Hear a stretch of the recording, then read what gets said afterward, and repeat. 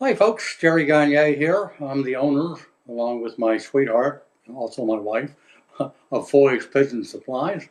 We've been doing this kind of a show now for well into 3 years. Hope you're still enjoying it. The numbers of people who have been watching are steady, so we appreciate that.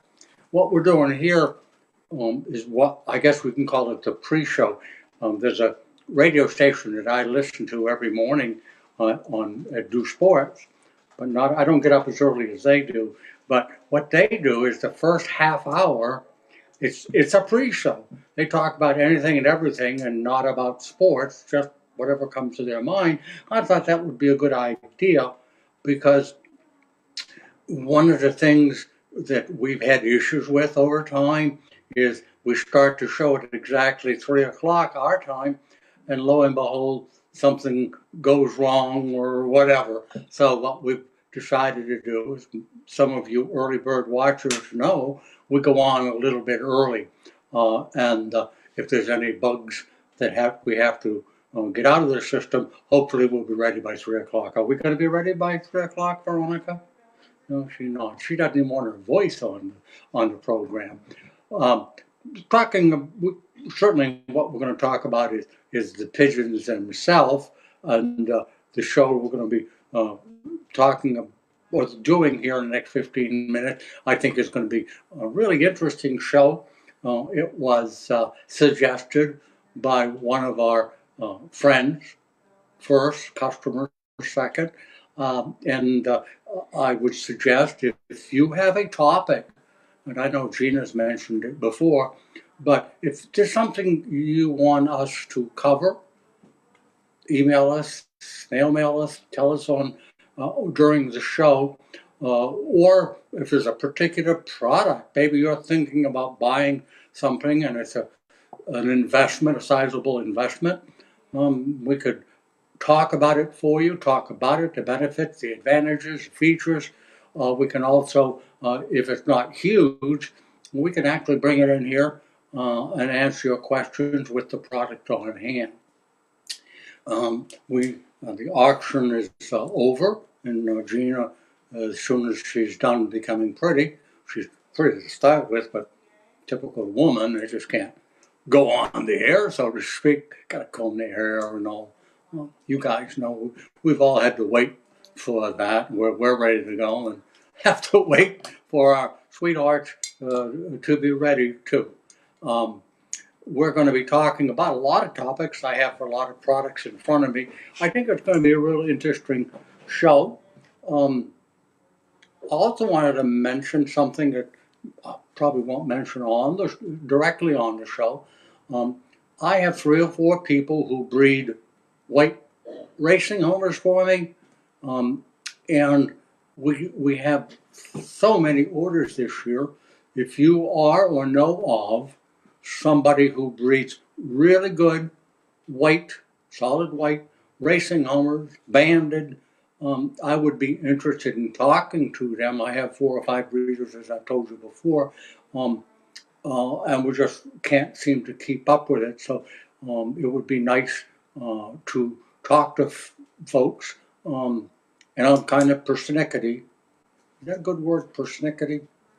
No, I'm kind of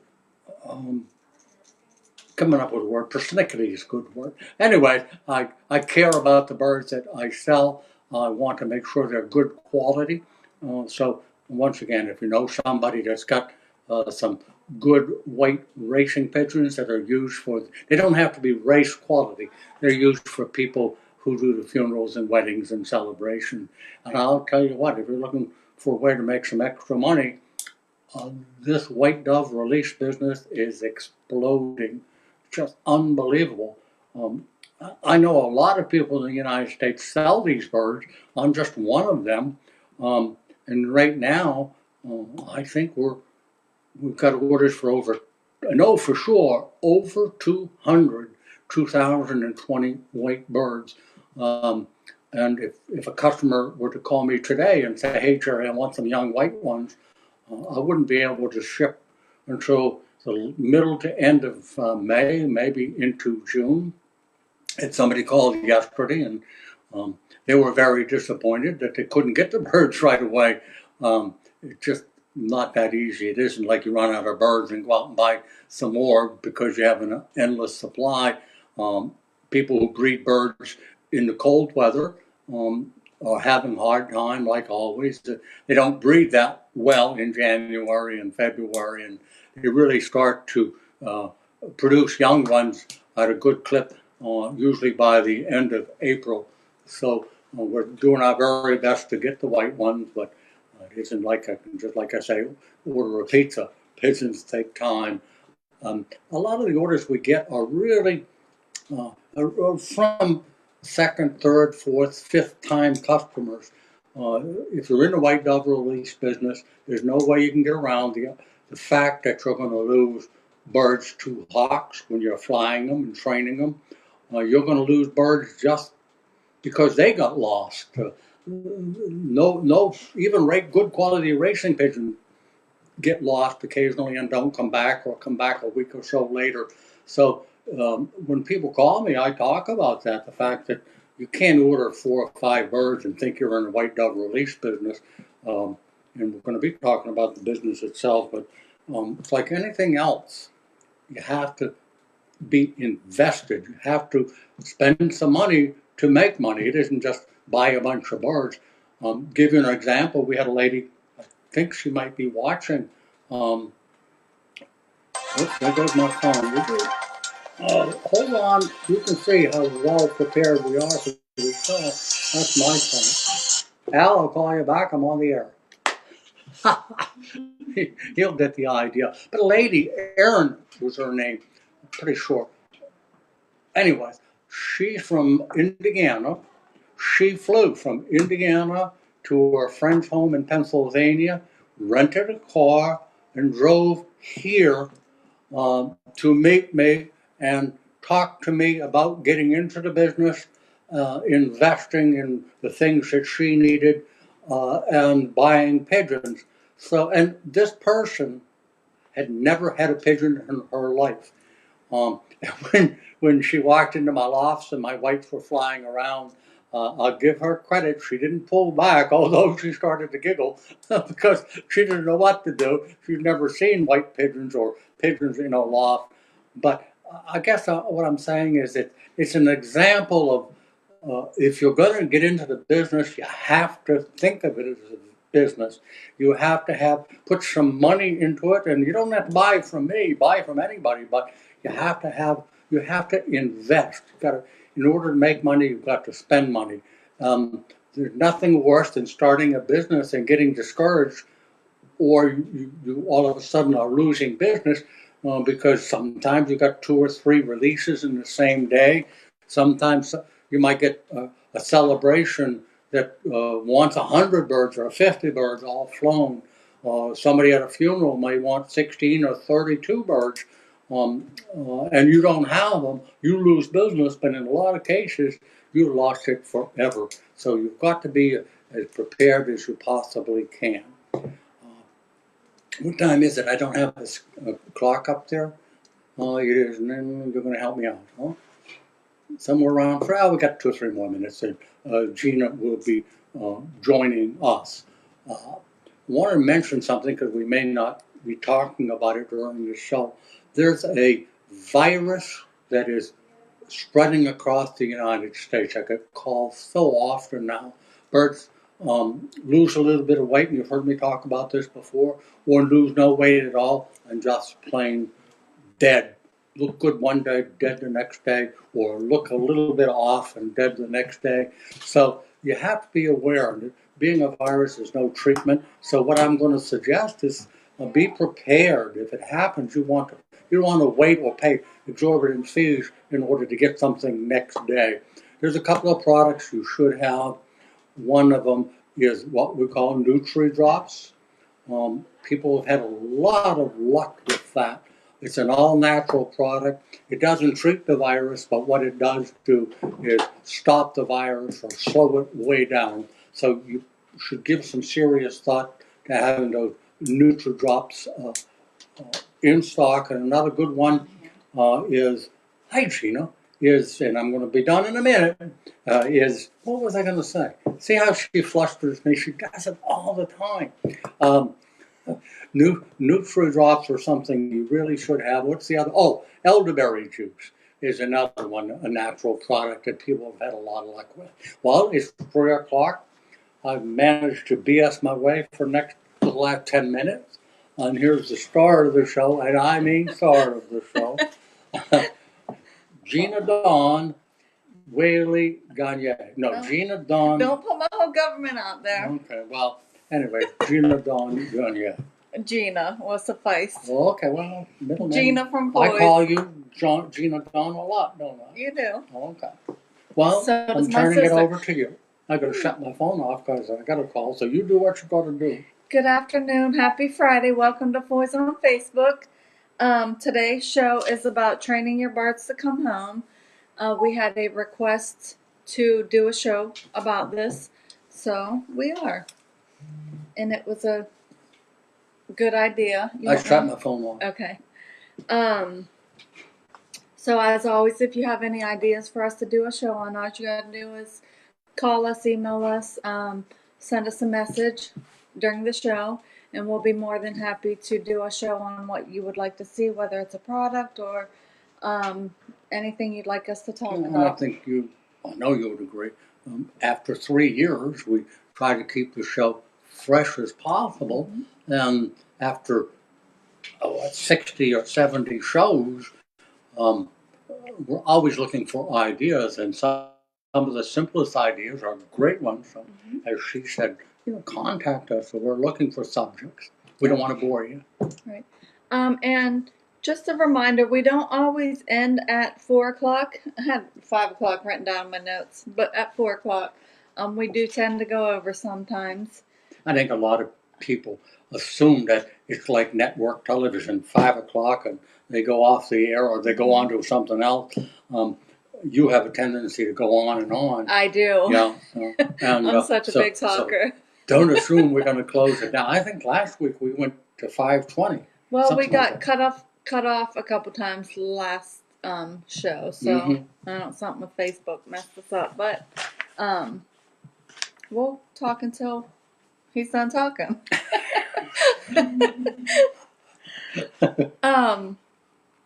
Few more things. If you have any questions during the show, go ahead and post them. We'll answer them to the best of our ability.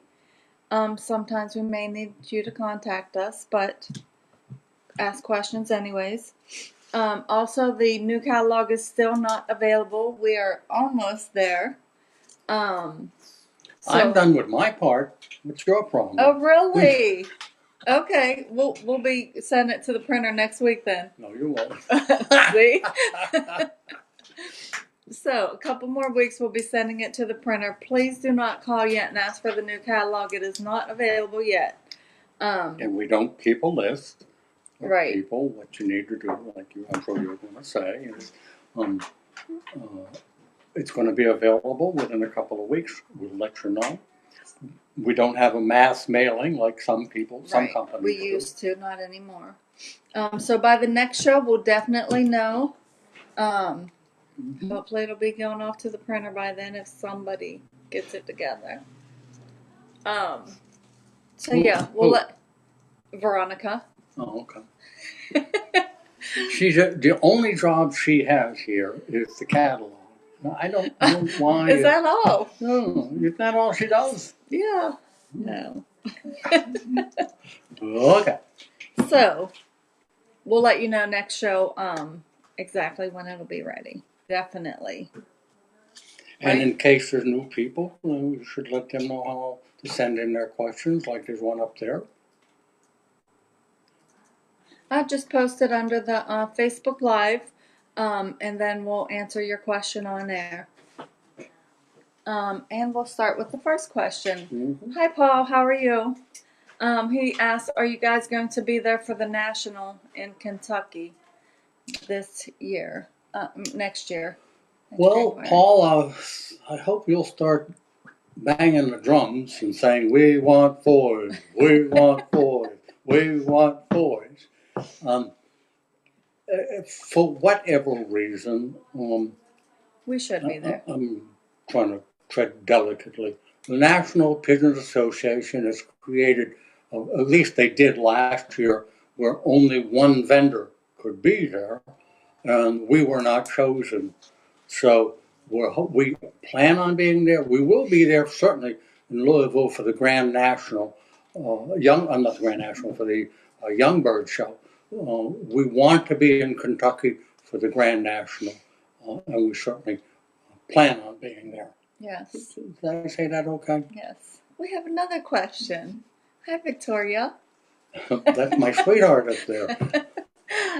Yes, thank you for reminding us, Mother.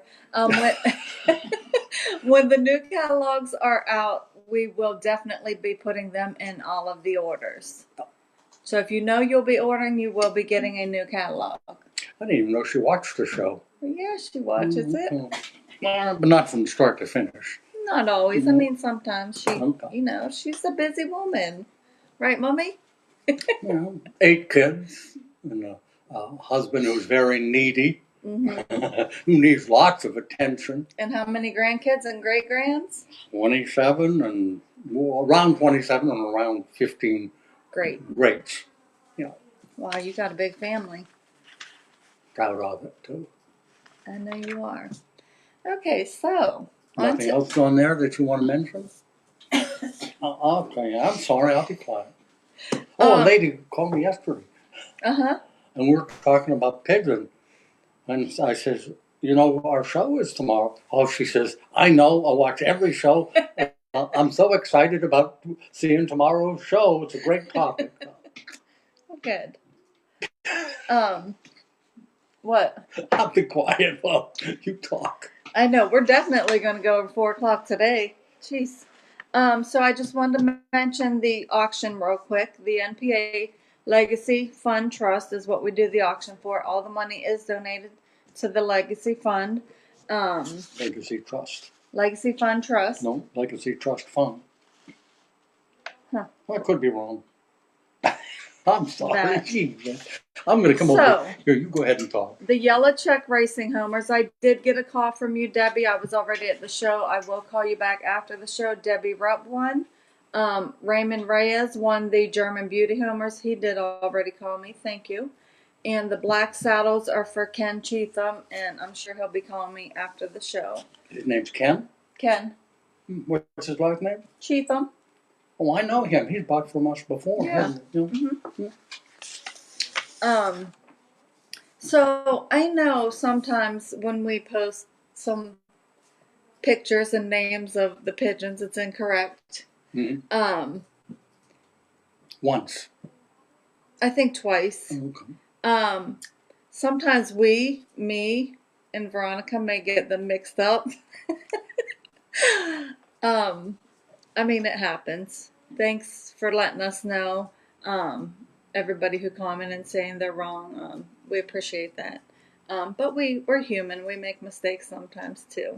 So, thank you. So the birds for this auction. I'm sorry. I'm looking at Manny up there. Am I shipping the birds on Tuesday?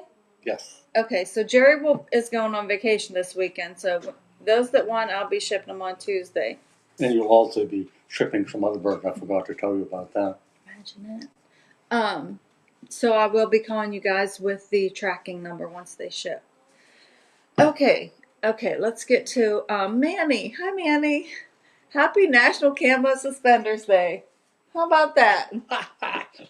I forgot mine today. I knew I should have worn them. Is there any benefit to giving birds iodine prior to breeding season? It seems the old guys swear by it. Thank you.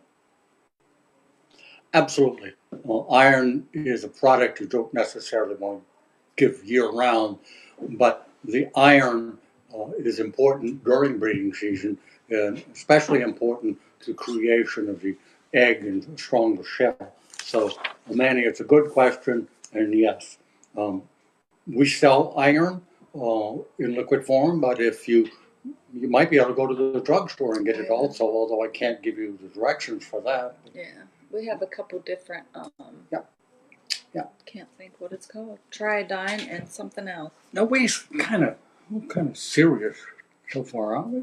No. No. When? Just now, it just seems like we're kind of too serious. We was in the question answer mode. Jennifer. Hi, Jennifer. I would like to know more about the vaccines that you carry. I've looked at the website and read the descriptions, but would like to hear a bit more about them and what you recommend. Okay. First thing comes to mind is when it comes to vaccination, there is a veterinarian who shows how to do it on our website. Is that correct? I don't think so. Is he still up on our website? No. There used to be a doctor No, that was something else. He did the feeding syringes. In talking about the vaccines, we sell two. One is for PMV1, which is paramoxyvirus.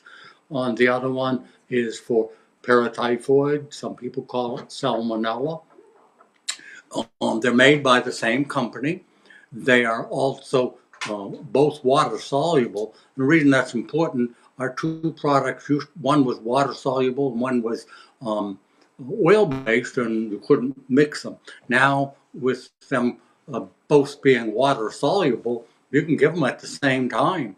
Oil and water didn't mix, but now both being water. Which one is important? The most important is a question I get on a fairly regular basis. And I tell people if I were going to make a choice and did only one, I would do the paratyphoid. And the reason for that is it's the most common of the two. Paratyphoid is everywhere, and vaccinated against it is so important. And in talking about that, too many people take shortcuts. It takes, if you've never vaccinated, you've got to do it twice as directed, once and then the second time. The second time is more important than the first, but you can't do the second unless you do the first. Doesn't that make sense a lot? Yeah. In doing it, the second one is really the booster shot, so it's very, very important. And if you don't plan on vaccinating twice, don't do it at all. You're wasting your money, and certainly the vaccines are not inexpensive.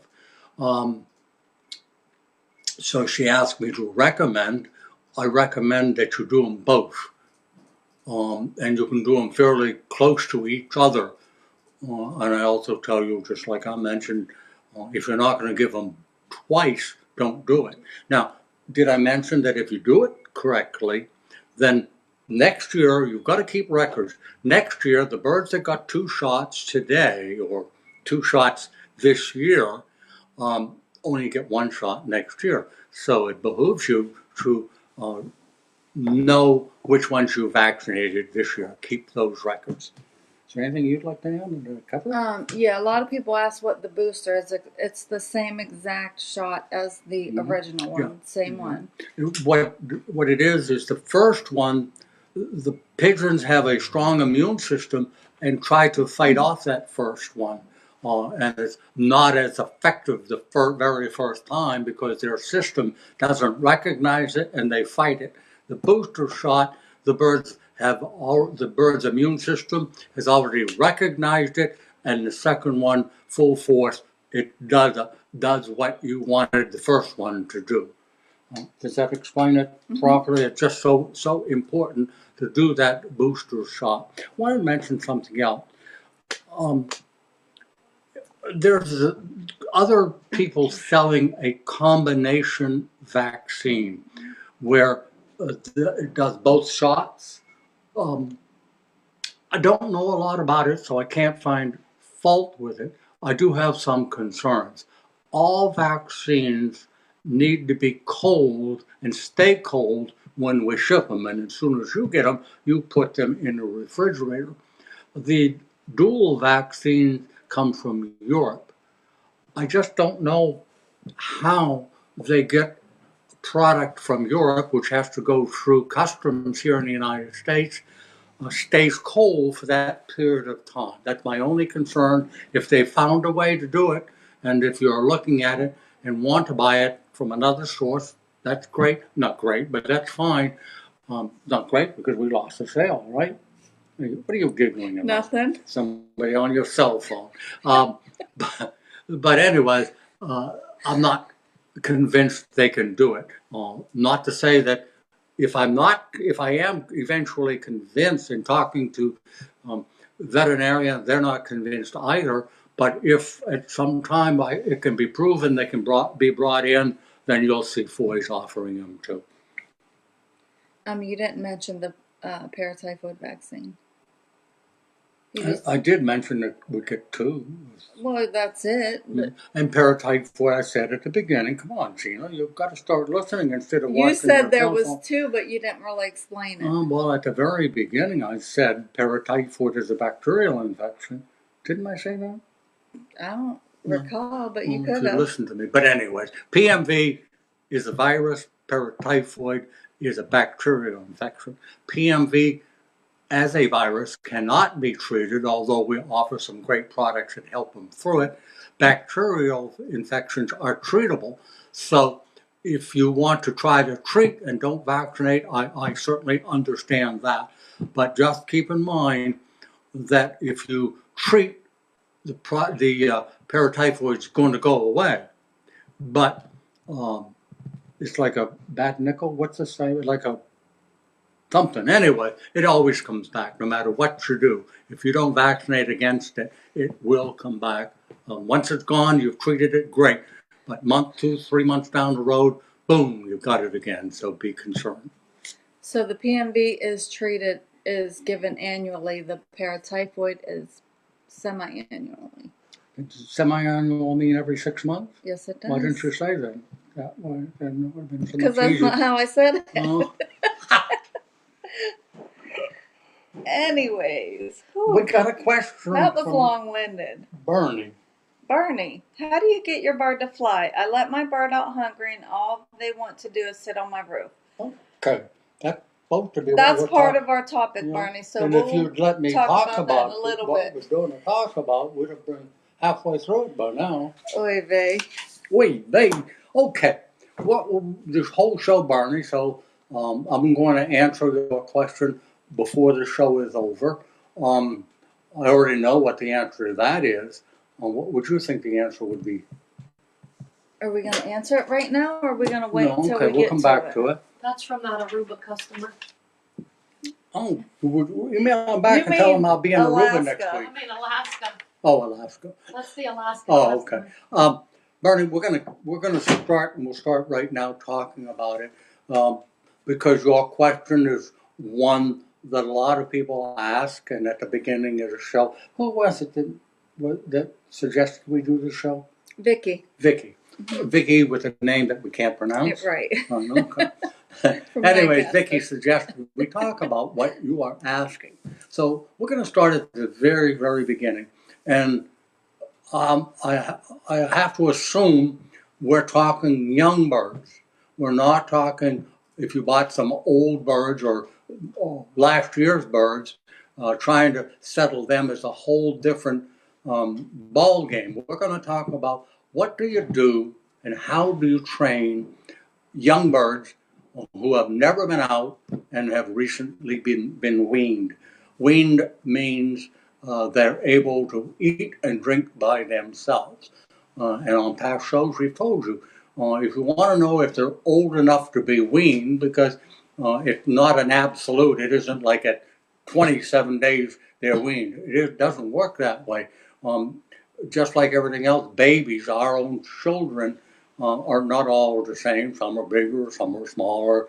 Some will want to stay on the bottle much longer than some others might. Is that a good way to put it? Yeah. Is that word analogy? No. That is good, yes. When you're not sure if your birds are old enough to be weaned, and it isn't just white racing pigeons, it's pigeons, period. If you think they're old enough to be weaned and you see them eating, what you want to do is catch the bird. You're going to flip it upside down and spread its wings. Now, I can do it myself one-handed, but if you're new to the hobby, you may need two people. And you look underneath the wings. If you can see some skin, some bare skin, they're not old enough. You want to turn them upside down, and all you see is feather, nothing else, no skin. That bird is old enough to be weaned. So that's the first thing I wanted to mention in talking about it. They have, number one, they have to be old enough to be weaned. The other thing I mentioned about weaning is that birds being a flocking bird. We've talked about this before. Being a flocking bird, they fly in groups. You know that. You've seen the pigeons on the bridge or on the silos or flying in the city round and round and round. And rarely do you see one or two birds.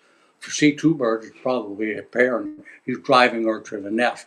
My point being that being a bird that flies in a flock, don't try to fly two or three or four at a time, even if they are all weaned. Hold them until you have a group of birds. Minimum, I would say, would be 8. Anything more than that is better. So hold your weaned birds back until you have a group of them, and that's when you want to start the training. Am I going okay? Yeah. So once Yeah, I hear a butt coming. once you wean them, you kind of want to move them out into like the young bird loft by themselves, right? Right. Which reminds me, and thank you. Well, I got an email this week from a man who said, Jerry, I don't have space for 2 sections. I don't have 2 lofts. Is it okay if my young birds stay with my old birds? And I told him, yes, it's fine. It makes it more difficult, I told him, but there's no reason why you can't do it. okay. So once the young birds are weaned, you move them to the young bird loft if Or you have section. space or Or section. section. Then is there some products you want to give them? Mm-hmm. Yeah, there's some other steps. Well, thank you. Okay, good. Being young birds, we get questions about vitamins and supplements and things for all birds, but young birds especially um, gain a lot of benefit by supplementation. Supplementation is adding things to the drinking water, supplements, vitamins, and things like that. So we wanted to talk a little bit about that, and then I'll go into how you start to train them. But before I mentioned that, and this kind of talks to Bernie and his question, if you're going to train your birds, you have to train them to come to you inside the loft before anything else is done. And the way you do that is when you feed them. Every time you feed them, you either ring a bell, whistle, shake a can with some grain in it, make a noise so that they can relate and understand. When you make that noise, they're going to get fed. Okay, that's the very basic. Now, in supplementation, you can add feed. You can add supplements to the feeds. You can add supplements in the drinking water, and you can add supplements in little pick pots, something like grit, but other things. So those are 3 things, and keep me on track because I do one. Okay, but supplementation. Let's talk about first adding it to the drinking water. In the United States, we're all looking for the easy way out. It's just the nature of the United States.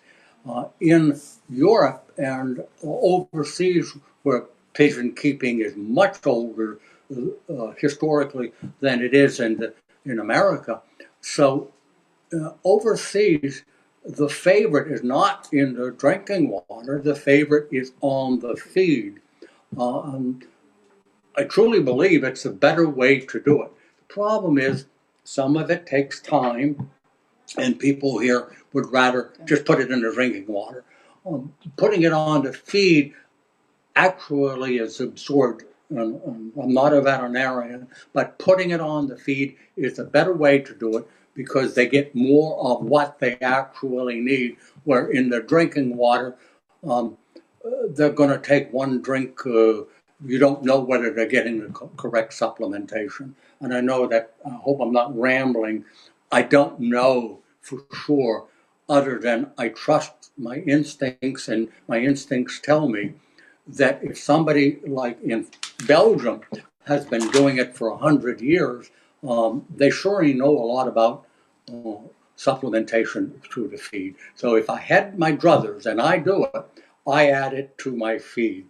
So in adding things to your feed, and I'm talking not about liquids, I'm talking about powders. If it is in fact a liquid, in most cases, with few exceptions, that does go in the drinking water. But in talking about, well, let's talk about something like this first. This is called feather and immune oil.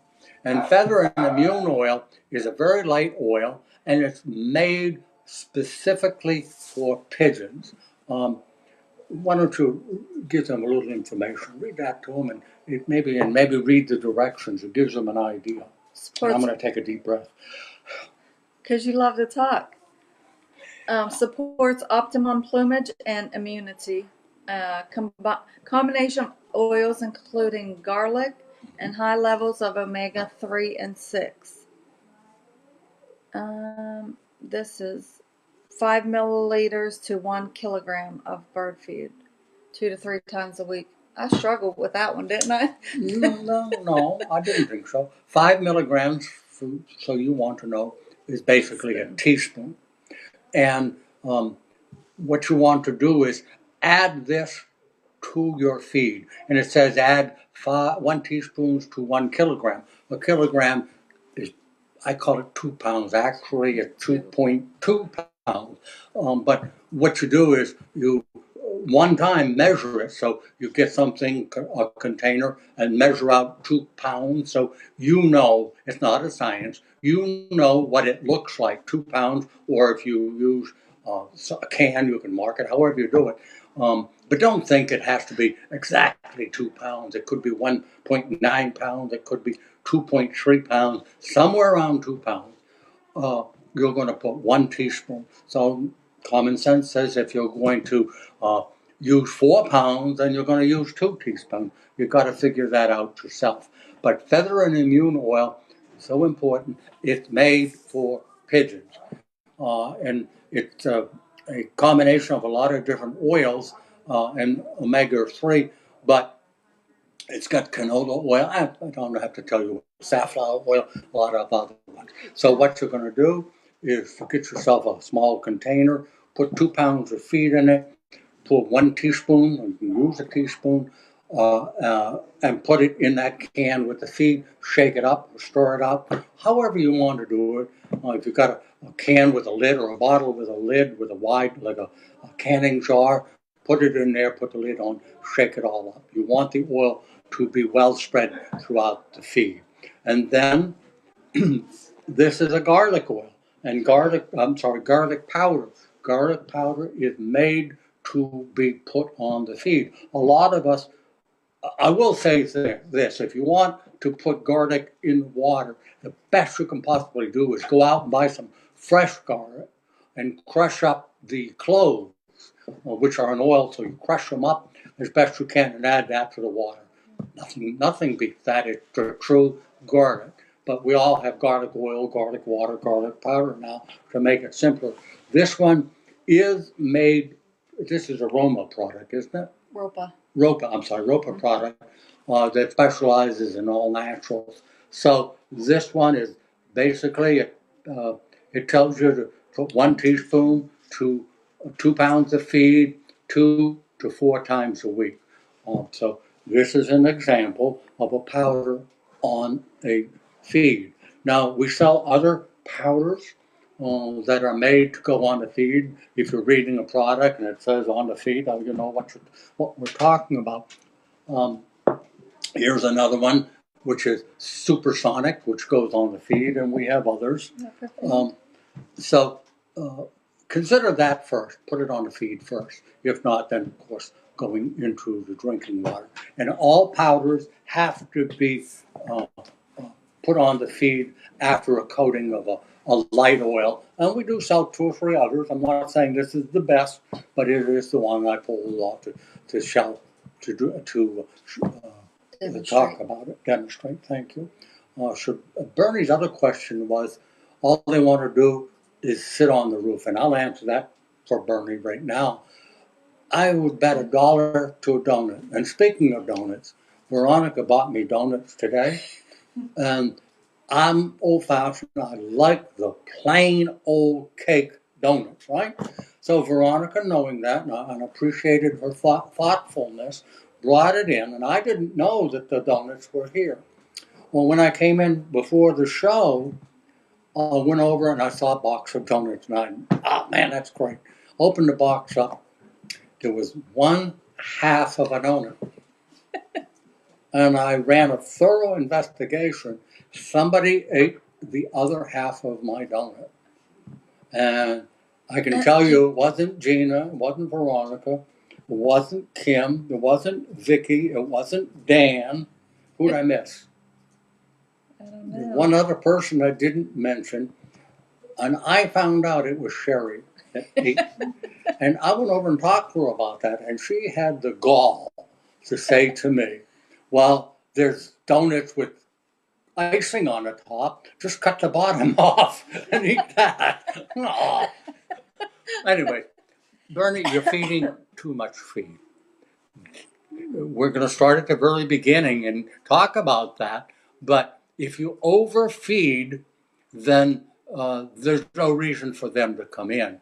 And if they haven't been trained properly, there's no reason for them to come in because they haven't been trained. Right. Why are you girls giggling? Can we get back on track? Oh, okay. Okay. All right. So weaning. Okay. Wean them, separate them if possible. Yep. Supplements. Yeah. And feed them with a whistle or a sound. Yeah, train them. Okay. So and when I do it, I have them eating out of my hand. And it sounds cruel, but those birds have to be very, very hungry so that you can train them. So my birds will actually eat out of my hands before I even start to put them outside. So the second step, after you've trained them to your sound whistle, we'll call it, the next step is to put them outside. Okay, and I literally pick them up and put them outside and close my trap door. The trap is there it's a two-way trap. They can come in, they can go out. We've talked about our traps before. So you have to have you want to have at least 8 or more, right? Yeah. Okay. So you're going to keep even if you don't raise a lot of young ones, you're going to try to keep your young birds in, and you're training them at the same time. And one thing you'll find out, if you put 2 or 3 birds in the young bird section or loft, and you're going to start training those immediately. When you start to put others, the first 2 or 3, or however you've been training, will teach those others so much quicker. Because when those, let's say it's 3 birds, they've been trained for a week or so, and when I go to feed them, they're running to me. And then when you put new birds in, they're followers. Babies are followers. They're going to make the other ones, or they're going to be trained much easier than the first one. And keep me on track. So we put them outside. Now my aviaries are all very lightweight. They're made by John Raber for me, and we sell them. Very lightweight because I have a landing platform, which it has a screen floor. And then I set my aviary on it, but it's easily removable. So for the first week, it would be easier to do it that way. The very first week, they're outside in the aviary, and what I'm doing, and they're hungry, what I'm doing is training them first to come in. First day or so, the bobs are down, and they're hungry out there, so I make the sound, put a little bit of feed in the feeder, and they are going to be sticking their head through the bobs trying to figure out how to get in to eat. and the bobs being down, it looks like jail bars to them. They don't even know they can push them. But being hungry, they eventually will find it. Maybe not the first day. And after the first day, I do open the bobs and let them in. All right. The next day, the same thing. The bobs, they're out there. The bobs are down. They're hungry. And within a week, they're going to learn to push those bobs through and come in. One little trick you can use if the birds aren't coming in as quick as you would like, or they're not coming at all, assuming you have older birds, grab a couple of older birds, put them out onto the aviary and close the bobs. The older birds are hungry too. You have to plan this. And those older birds that coming through the bobs are nothing to them. Being young bird, being followers, they're going to follow those old birds in, which trains them. What we're doing is training them to the trap. Because if you don't train them to the trap before you let them outside to fly, when they do come back down onto the platform, they won't know how to get in. You've got to train them to come in. Okay. So. Very good. Am I getting there? You're getting there. Well, anything you want to say? We want to take a question? Yeah, or we'll take a question. Hi, may I Yusuf. take a drink of water while you're Yes, doing you that? may. Seems I'm doing the whole damn show today. Imagine that. Hi, Yusuf. What is the maximum time after giving the first shot? Can we wait before giving the booster shot? That would be 3 weeks. Correct? Yep. 3 weeks. No less than 2 weeks. I mean, no more. Less than 2. You want to do it 2 weeks, 3 weeks away from the first shot is better, but 2 weeks is okay also. But 3. But recommended. 3. The vets recommend 3. Yes. Okay. Do you want to answer? We'll answer Jennifer too. Hi, Jennifer.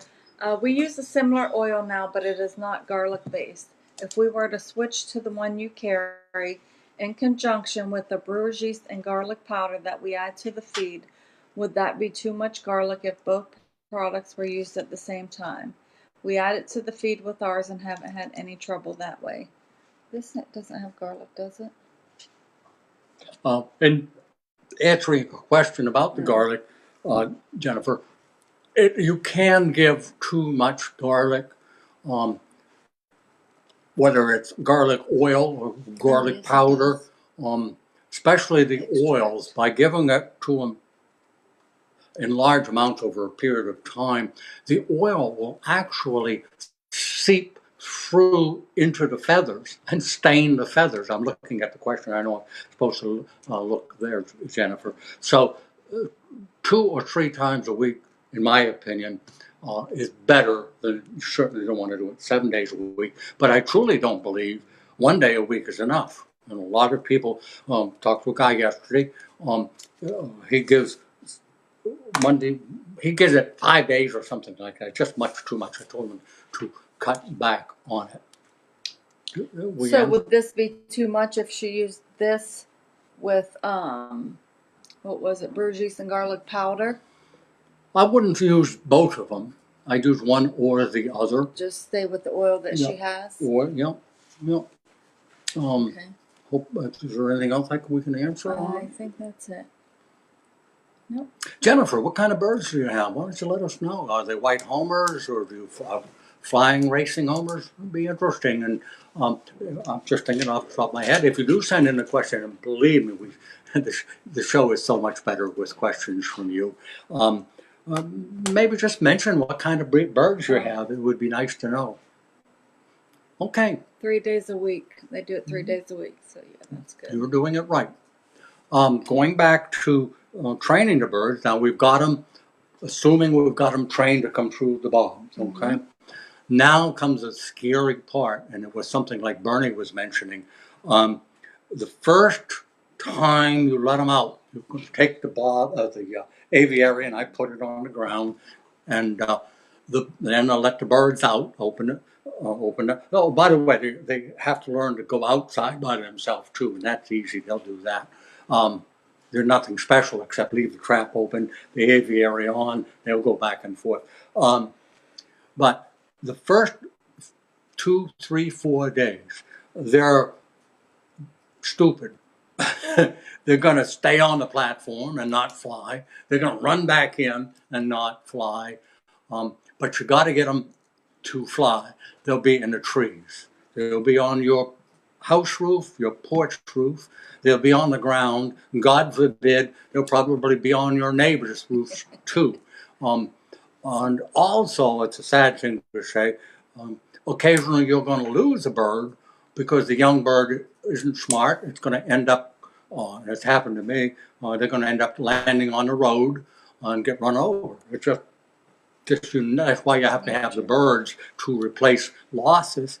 Now remember, whistling is so important.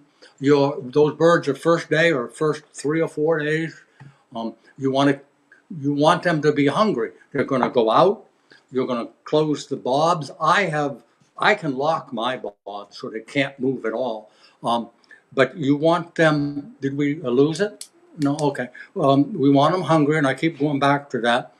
You let them out, and you let them do their thing for 2 or 3 hours, or whatever you want. It's good to be there during that time. Then you close your bobs, and you start making the sound.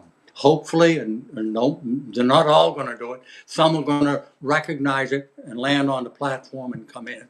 Some are going to spend the night out, and it's worrisome, but it's part of training the birds. Let's just say within a week, you ought to have those birds coming into you. The ones that are overnight are going to be very hungry, and they'll probably come in the next day. Or they'll follow some of the others the next day, see them flying. What you want to do is you're going to train these birds to fly first. Fly and return, fly and return. What you're looking for is birds tripping. What we call tripping just means they disappear on you. They've taken a trip and they're going to come back. Now is the time to start training them. Now, it's not set in concrete. Go ahead, you want to ask a question? Tripping is once after they start flying in circles, right? No, they fly in circles and then they take a trip. They're gone. Yeah. And you're worried, where the heck did they go? And usually you'll see them off in the distance and they'll come back. Sometimes you don't see them at all, but most of them will come back. So in talking about them, now is when you want to start training them to the basket. And first things first, you've got your basket, and of course it has to have a drop-down door on it.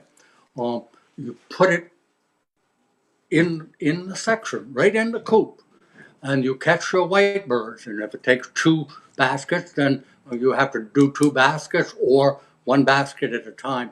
Put them in the basket, leave them there for half an hour to an hour. Just leave them in there. And then walk in and drop the door down. And when you drop the door down, you'll see at first they don't know what the heck to do. They stay in there, and some of them will, some of them will come out. They're hungry.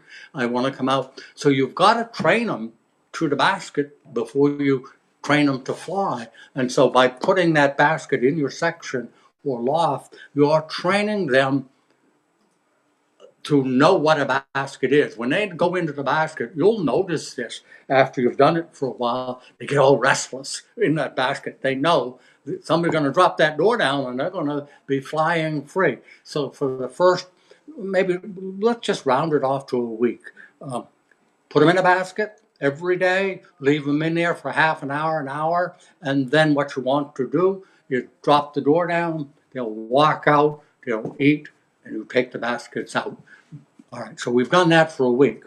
Now, within this time frame, let's say they've been allowed to fly for a couple of weeks, your first step is you're going to go, the birds are all inside, you're going to go catch the birds, put them in the basket, take them outside, and I do it 15 or 20 feet away from my loft, but facing the platform.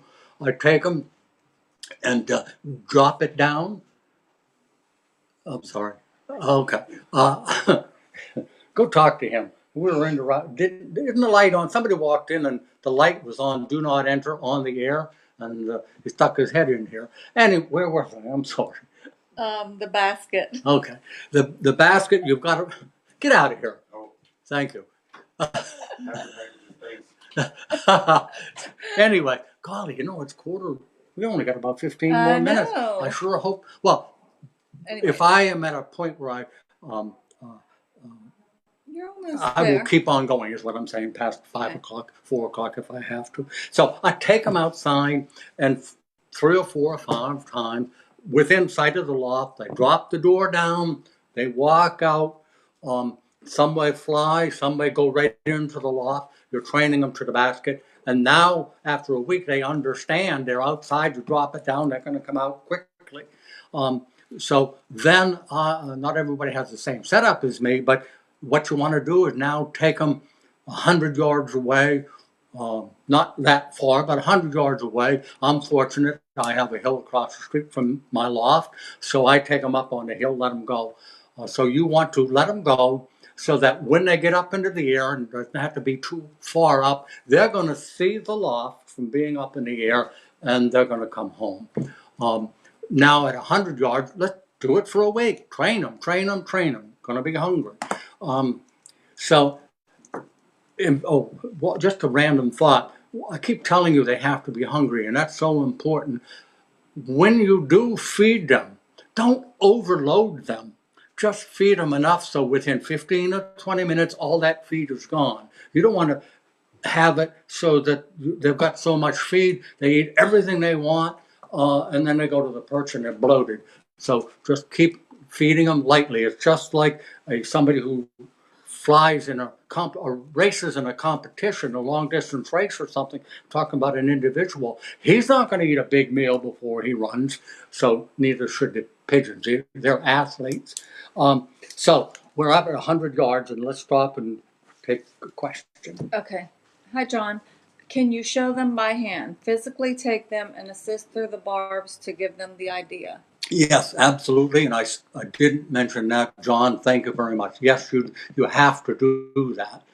And by spending time feeding your birds, and if you can get them to eat out of your hand, you'll find they're much more docile in doing that, much easier to catch. And I just keep going off on tangents. Your ceilings should be no more than 7 feet, because when you're trying to catch those birds to basket them, if they can fly over you, they're going to fly circles and laugh at you.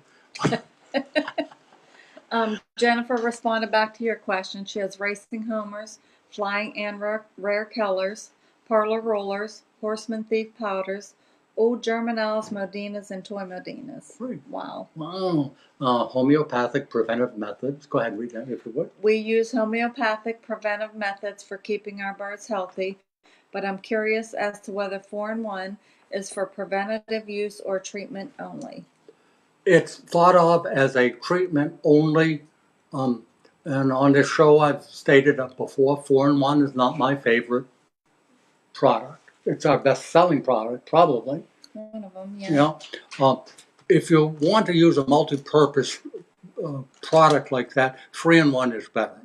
And the reason I tell you that is 4-in-1 has a small amount of an antibiotic in it.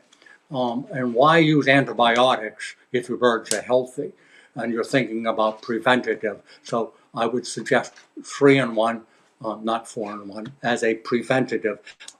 I also have said this so many times on the show. If you're going to treat for a disease or try to prevent the disease, use a product that is disease specific. So if you want to treat for coccidiosis, buy a coccidiosis medicine.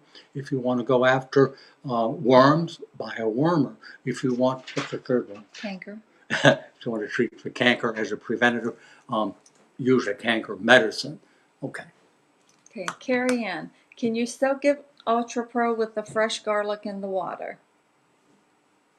Yes, no problem at all.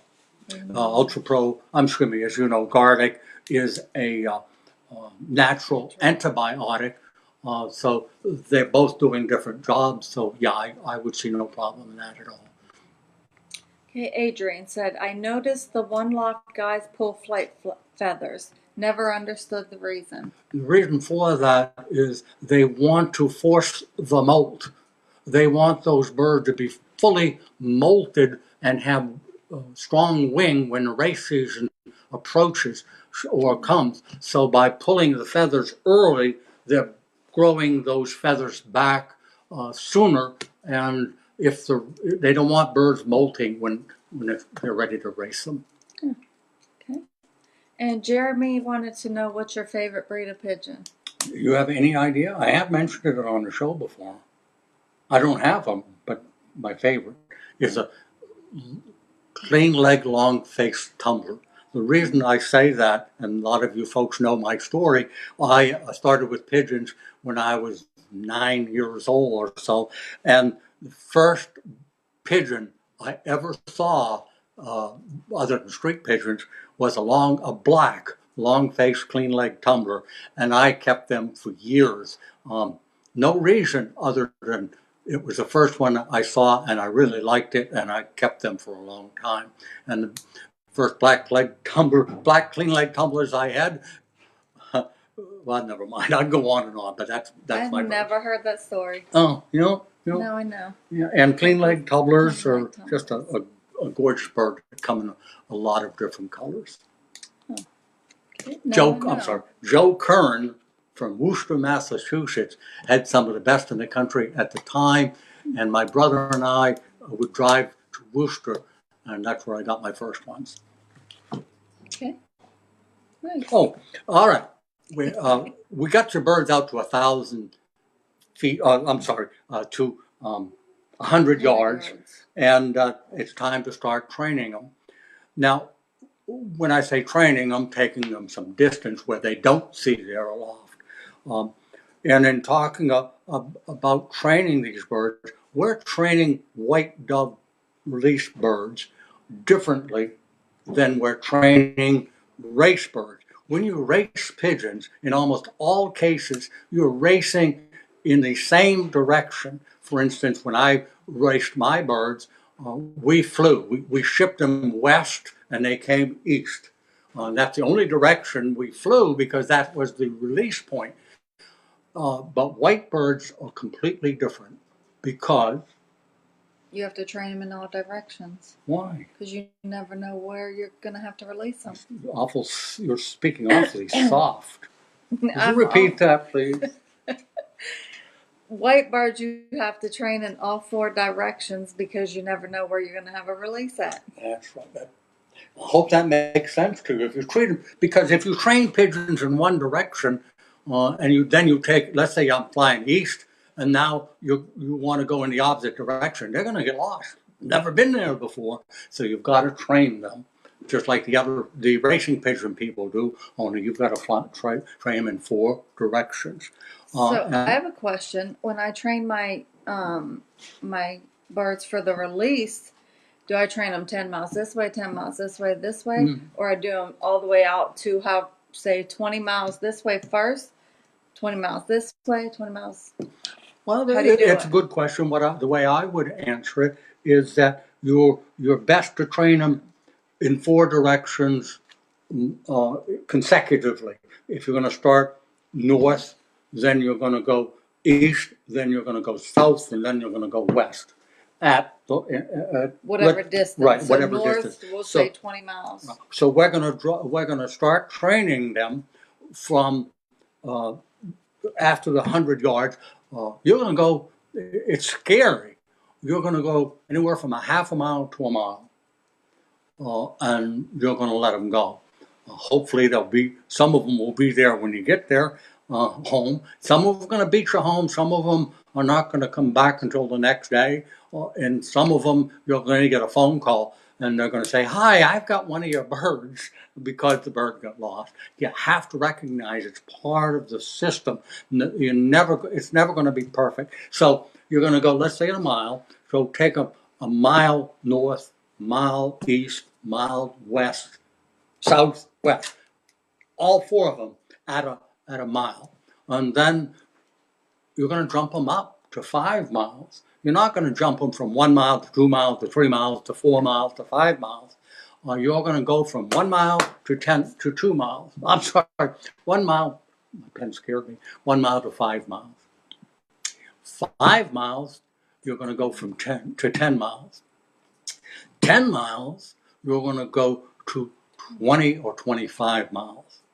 And you shouldn't have to go past that.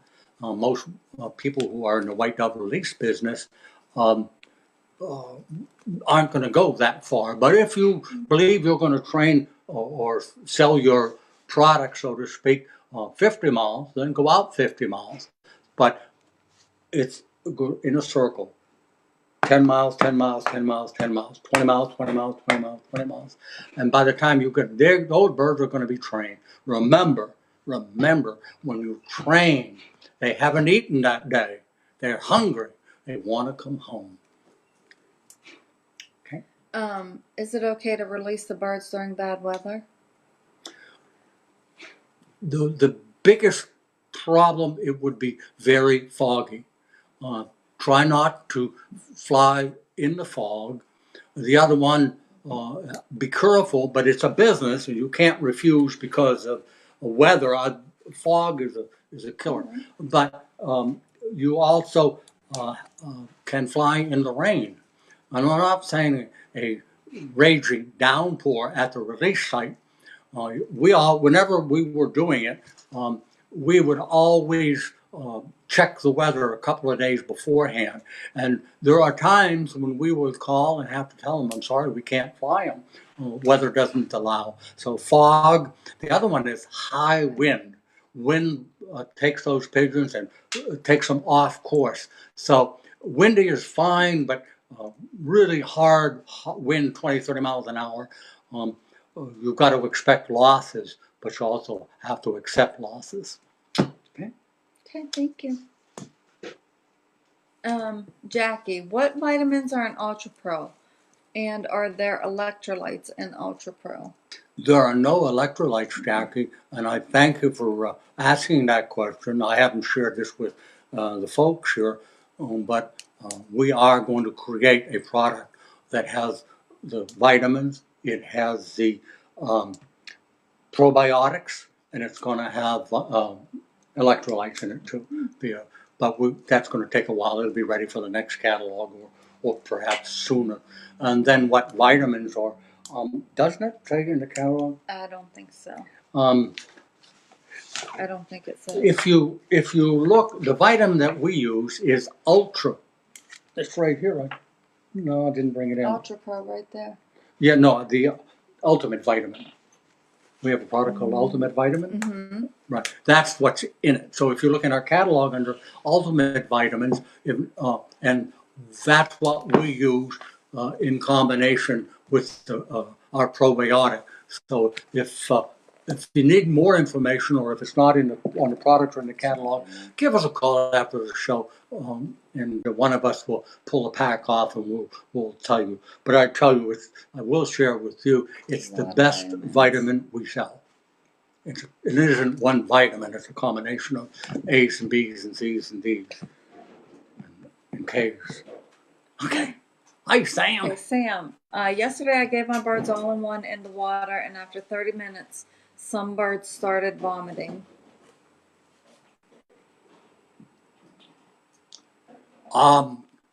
Sam, I think it's coincidental. There's nothing in all-in-one. There's no... just shouldn't happen.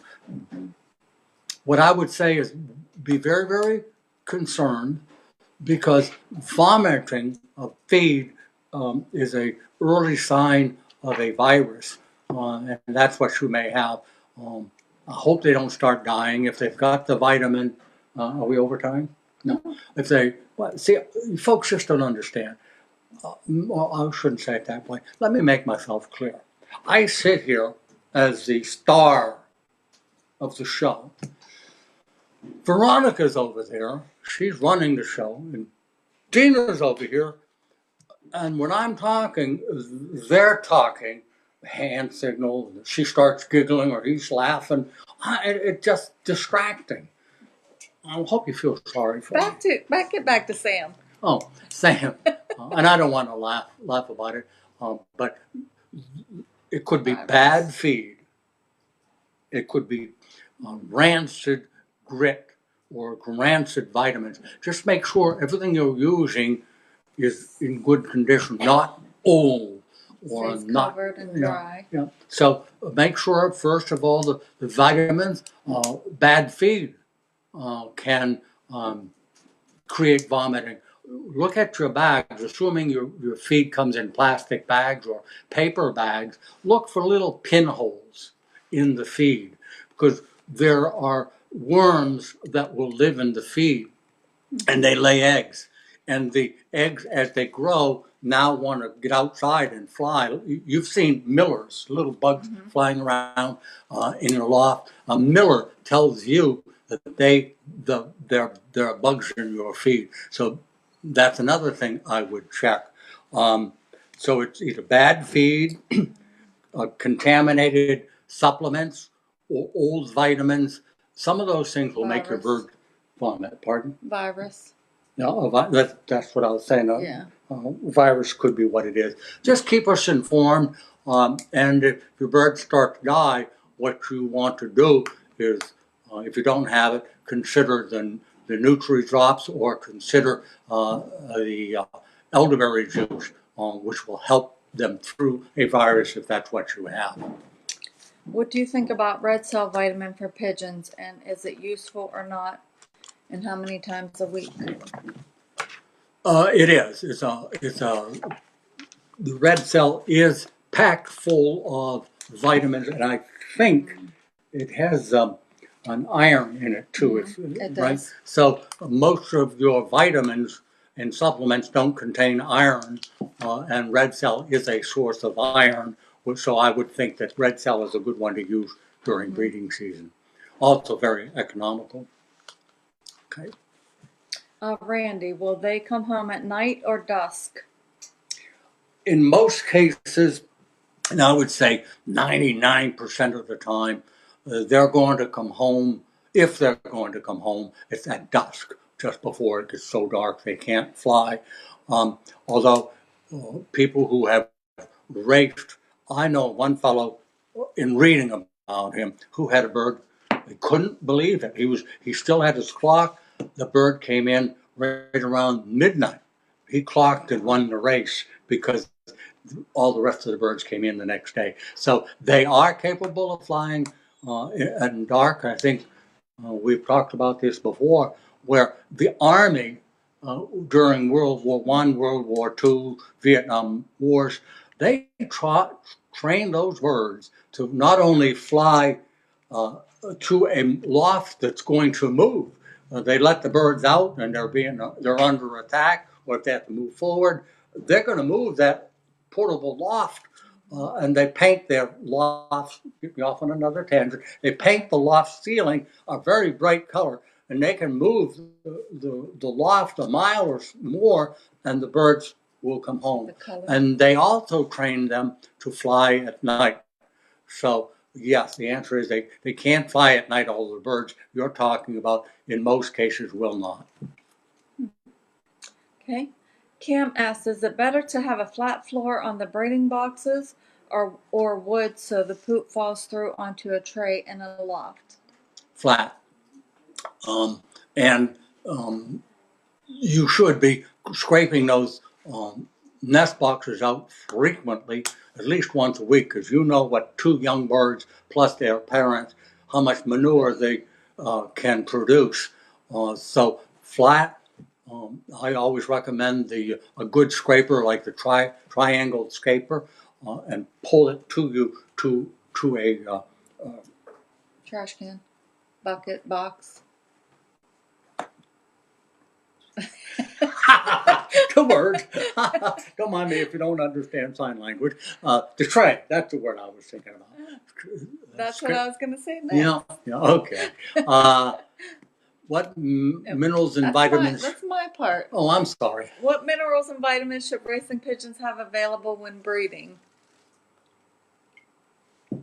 There's a product called, it comes from Aviamed, multi-breed. Multi-breed. Yeah, I would suggest there are a lot of them in our catalog, and there's reasons for that. Everybody has a favorite, or somebody's recommended a particular product. Multi-breed is a good one, but there are a number of good products in there that you can give during breeding season. So for me to recommend, the only one that really comes to mind is multi-breed. I was trying to think the other one, but anyways, Jackie says I freeze my feed for 48 hours when I bring it home. Jackie, why don't you write a book? You are doing everything by the book, and you're doing some things, and I appreciate you mentioning that I never thought of, but I know works. You must have one of those coffin-sized, small freezers that I have, and put your feed in there and freeze it. It's going to, Deep freezer? yeah, deep freeze it, and it's going, and it's going to kill a lot of the larvae that might have survived. Hey, Jackie, I'm going to start on a book pretty soon. Just keep me informed. She knows her stuff. All right, we've trained our birds out to 25 miles. I don't think there's much else to talk about, and I know we're a little over, but in training, don't assume that you've trained them out, we'll say, west, so there's no need to train anymore. You've got to keep your birds trained on a regular basis, just like a racing pigeon in a race. It doesn't learn, it gets lazy, and if you don't train them on a regular basis, their muscles will get stiff, not as strong. So I guess what I'm trying to say is, even though you've got your birds trained to 25 miles, it doesn't hurt to train them. In fact, what you can do is if you have a bird release and they ordered 6 birds, 3 birds or whatever, take a bunch with you. Either fly them extra ones for the benefit of your customer, or when you get close to the release point or after the release, drive down a mile or two and release your other birds. It gives you an opportunity to train in different directions. But don't stop training. You've got to, not as heavy and as everyday kind of a thing, but you may only get one release, let's say from the west, in the next 3 or 4 weeks. Those birds haven't flown that direction for a while, so it's a good idea to keep training. Just like an athlete. If the athlete stops training, their muscles get weaker and tighter. Right. And been a good show. I Good job, Jerry. thought it started out kind of slow. Really? No. Huh. I want to mention this, and if people have left, so be it. I'm amazed at how many people don't have this book. It's called White Pigeons, The Color of Money. But it is for beginners. But an example is as you know, I love to read. I read. But every once in a while, I'm reading a book and I'm halfway through it and I realized I've read this thing before, but I learned from the book, or I never remembered that story or how it ended or how it began. So listen to this. Color of Money. The book is what, $13, $16? I don't even know. Something All like right, that. listen to what you're going to get. The business of white bird release. You got to learn a little bit about a business and think of it as a business, not necessarily a hobby. If you think about it as a business, you're going to make money. Where do I start? The loft is so important to learn. So many people build their loft because they want to get pigeons. Then they get pigeons and they make so many mistakes in the loft. They've got to, they got to change things. Loft maintenance. It isn't just build the loft and forget about it. You've got to maintain the loft. Feed and feeding. We talked about that. Buying birds. Buy them from me. No, I didn't say that, did I? There's a lot of good people out there that have good birds. So buying your birds, give it a lot of thought. How many you want to buy, whether you're buying breeders or young birds. Training, we've talked about that. Release equipment. You've got to have release equipment. And boy, I'll tell you what, folks, you are keeping John and Carl busy. Those are the people that make our release equipment for the white dove release business. Nobody else in the United States sells the assortment we do, but you've got to have good equipment. Health management, was it Jackie that asked about it? I'm not sure. Thanks, Jackie. She started in 2005 and she read the book. So you read the book, buy the book, and then keep it handy. Health management, we were talking about that when we were talking about 3-in-1 and 4-in-1. Is it a treatment or is it preventative? You can't medicate your way to good health, but the way to prevent things are mostly with supplements, but 3-in-1, for instance, twice a year, even though you don't know whether you need it or not. Advertising, setting up and booking a system. You have to have a system. Most of them do it on computers now. Additional services rendered. Other suggestions. Joining clubs or organizations as a group called the National White Dove Release Group or something like that. So plug into that and join that organization, and you'll be sharing information with other people that are in the business. Pricing, like we get the call, we used to get it all the time. How much do I charge? It's one of those things, let the buyer beware, so to speak. What I mean is try to check what other people might be charging in your area. I think the biggest mistake that people make is not charging enough. It's a business. You've got to make money. You know that in making money, because you're going to have to buy feed, but you're also going to have to replace birds. Things happen. So you've got to charge. $300 for a release is minimum. And more birds, more money. We used to get $400 to $500 for a larger release. So don't be afraid to charge for your services. Hints and tips, and there's no reason not to have this book. And it doesn't have to be people in a white dove release business. It's a good book if you're getting into racing pigeons, colored racing pigeons, or racing pigeons.